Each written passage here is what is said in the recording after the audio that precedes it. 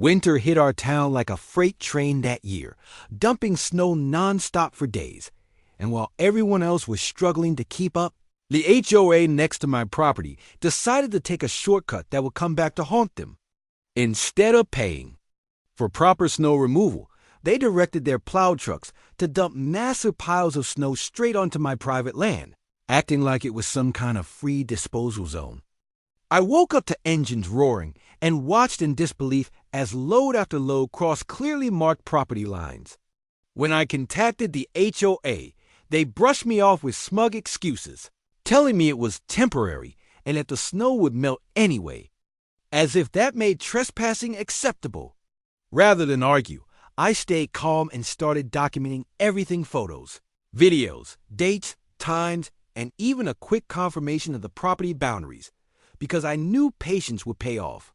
A few days later, the temperature dropped hard, freezing those snow piles into dense, compacted walls, and that's when I made my move.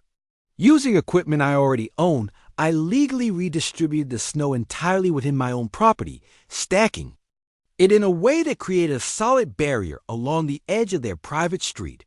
I didn't touch their asphalt, didn't damage anything, and didn't cross a single line. I simply used what they had dumped on my land to protect it. The reaction was instant chaos.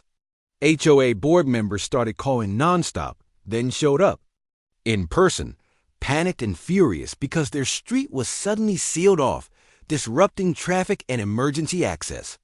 I calmly showed them the documentation and reminded them that every bit of snow blocking their street was originally dumped on my property without permission. Their tone changed fast. Threats turned into nervous backpedaling.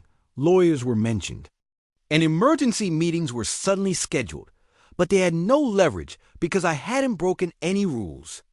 Within 2 days, the HOA was forced to hire emergency snow removal at an inflated cost, clean my property completely, and issue a formal apology just to avoid further legal trouble. Since then, they haven't dumped so much as a single shovel of snow on my land, proving that when an HOA tries to dump their problems on someone else, the freeze back can be brutal and immediate.